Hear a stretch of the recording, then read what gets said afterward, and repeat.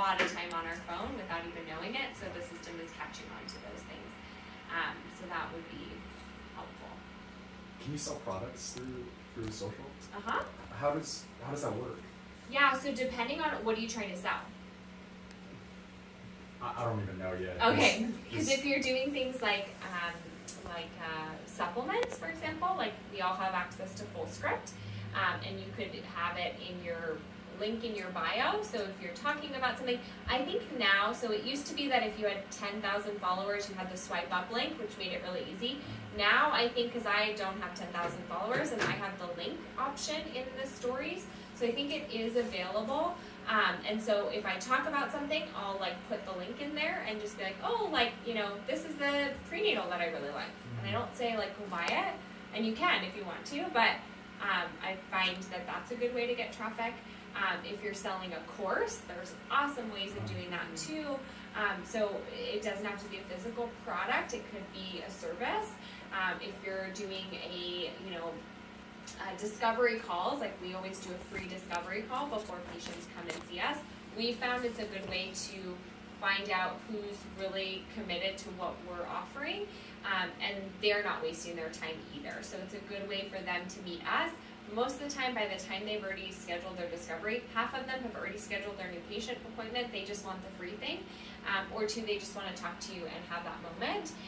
So it's helpful as well, but there's tons of ways to sell things. You can connect Instagram to your Shopify account, like if you're selling your own brand of supplements or your own products, or if you're doing like cupping or any of those kind of options, you can do that as well. And then also with Amazon, you can become an affiliate with Amazon, and then you have a link for everything. Do they take a percentage? They do take a percentage. You get a small percentage, but again, as you grow, that grows too, and that's free money. So, right, you didn't do anything about it. You helped source it for that person. So that's always an option too. They have a great affiliate program, but you do have to sell quite a lot to get a lot out of it. But you know, $20 here and there, always great to invest in something else that you're doing for social or whatever. So, and it also gives you an idea of what are people interested in, what are they buying from you, and same thing with supplements. But if you start social media, plan on doing everything free as much as possible, have those options available, and then once you've been consistent for a full year, then you can start pushing things on a more regular basis. Maybe you're like, every Monday I'm talking about this particular product, or on Tuesdays I'm talking about my class, and try not to do it every day, but like once a week of something different, and then throw in some of your free options. So take the time now to develop your downloadable guide that's free, that's specific for acupuncture, maybe things that they can do from home. And if you find your niche first, that will make it a lot easier to figure out what that looks like, because it could be specific to like pain management, or these are great points for sleep, or these are great things to do, or maybe talk about Chinese medicine if that's something that you do that I think still a lot of people are interested in but don't have a lot of information about. So how can you explain, like, this is how Chinese medicine is, this is what the focus is, this is the backstory of it, and these are some of the things that point towards maybe you needing, how, or maybe even talking about like yin versus yang and what the deficiencies in excess are, like things that is like you can do a quiz, like a quiz. Quizlet is an awesome option, or Typeform is another one, and so those are great ones where you can create like a quiz, and that can be on your Instagram. Be like, you want to find out if you are experiencing this imbalance, click the link and take the test yourself. And that's easy and doesn't have to be a lot of work per se of like content, but it interests them of like, oh, I do have that condition. Well, now I'm going to go Google, and now I need acupuncture. Who am I going to go to? Oh, the person who helped me identify that I had that problem. So it kind of goes back and forth. It takes time for them to come to you, but once you build that rapport, then it's so much easier.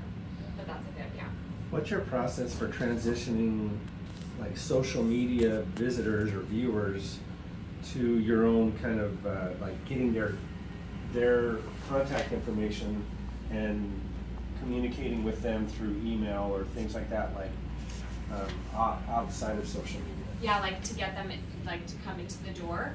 So we give them access with the EMR system that we use. They have access to schedule appointments online.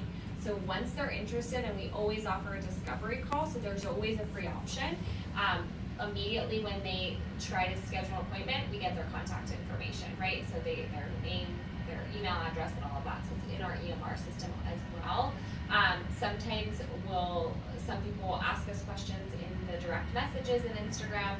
Be like, these are all the issues that I'm having, help me. And you're like, okay, I can help you. Just schedule a free, discovery call, or if you're local, depending on your, area. But I think that discovery call helps and is an option if you have an EMR, electronic medical record system that allows you to do online booking.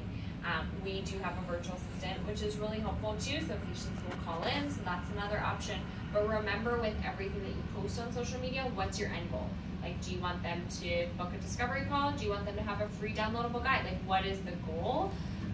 And social media is kind of like what you do behind the closed doors, right? It's people that want to kind of stalk you and learn more about you, and when they're ready to buy, they're really committed. That's kind of the benefit of Instagram or social media in general, instead of like an ad.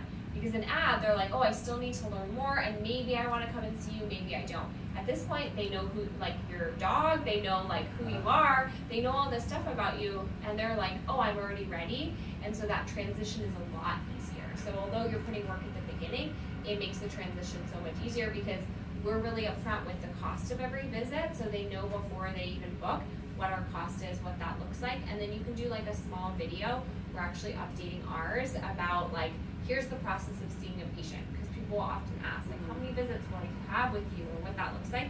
So start answering those questions, or if you start getting discovery calls, figure out like what are the typical questions that people ask you, and so that you can make a short video. There's a website called Loom, so Loom. That's super helpful, and it just records your screen. So as you talk, so we use this for our virtual assistant. If we're doing something that we know we're gonna have to explain again, we record it and then send it to her so she has it, and then that way if we ever have a new virtual assistant or add to our team, it's already in there. So those are easy ways to like, don't do things twice. Like, do as much as you can once and then move from there. And then do you have a separate process for once they're in your EMR and you have their email for like email it and like newsletters or so we do like yeah, so we do newsletters for both our patients and those that are inquiring, and then our we use Active Campaign.